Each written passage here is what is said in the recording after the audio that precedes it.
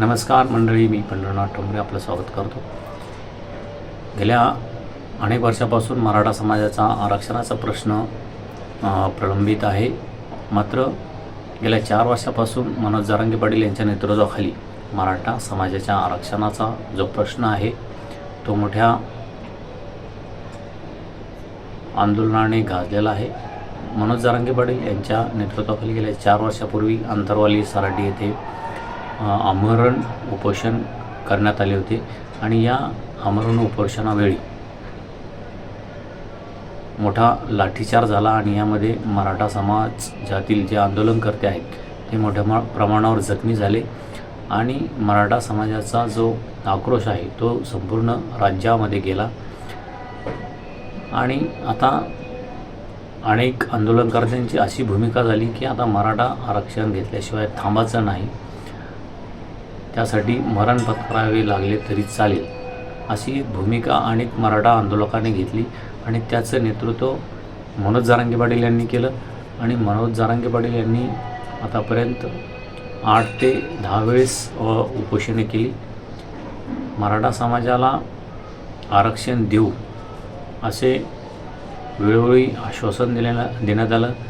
मनोज जरांगे पाटील यांच्या नेतृत्वाखालीच मुंबई येथे एक मोर्चा काढण्यात आला होता. तेव्हा एकनाथ शिंदे हे मुख्यमंत्री होते आणि त्यांनी मराठा समाजाला छत्रपतीची शपथ घेऊन, छत्रपती शिवाजी महाराजांची शपथ घेऊन मराठा समाजाला आरक्षण देऊ अशी एक भूमिका जाहीर केली होती. त्यामुळे मनोज जरांगे पाटील यांनी आंदोलन मागे घेत आपल्या समाजाला आरक्षण मिळालं असं जाहीर केलं.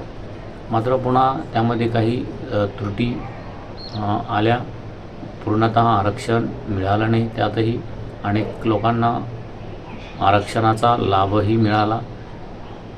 मात्र पुन्हा एकदा मनोज जरांगे पाटील यांच्या नेतृत्वाखाली या त्रुटी पूर्ण करण्यासाठी हैदराबाद गॅझेटनुसार प्रमाणपत्र मिळवण्यासाठी पुन्हा एकदा आंदोलन करण्यात आलं. त्यावेळी देवेंद्र फडणवीस हे मुख्यमंत्री होते आणि या संदर्भात जी समिती स्थापन केली त्या समितीचे अध्यक्ष राधाकृष्ण विखे पाटील होते आणि मुंबई येथे मनोज जरांगे पाटील यांच्या नेतृत्वाखाली मोठं आंदोलन झालं. यावेळी मोठा प्रमाणावर मराठा समाज हा मुंबईमध्ये एकवटला होता.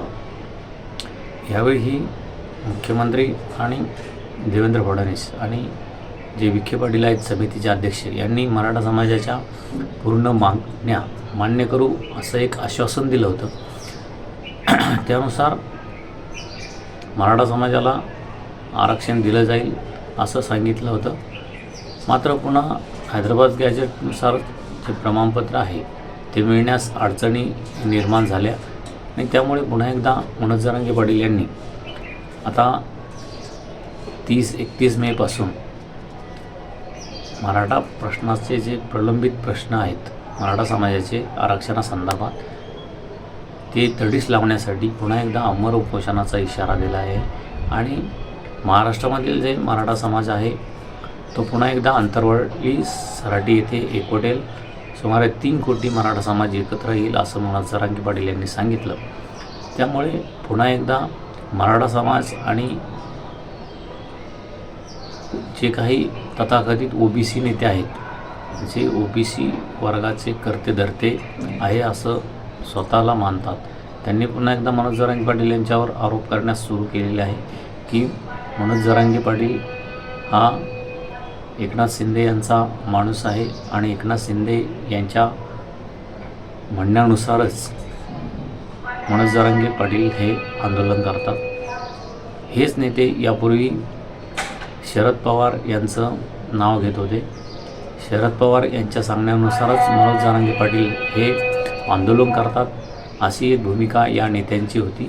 त्यामुळे यांचं जे राजकीय लाभापायी हे मनोज जरांगे पाटील यांना टार्गेट करतायत का असा एक सवाल उपस्थित होतो. मनोज जरांगे पाटील यांचं एकच ध्येय आहे की ते मराठा समाजाच्या ज्या आरक्षणाचा प्रश्न आहे तो मार्गी लागला पाहिजे. तो कोणाच्या कोट्यातून द्यायचा, OBCमधून द्यायचा की मराठा समाजाला की वेगळं आरक्षण द्यायचं, या संदर्भातही गेल्या अनेक वर्षापासून वाद सुरू आहे.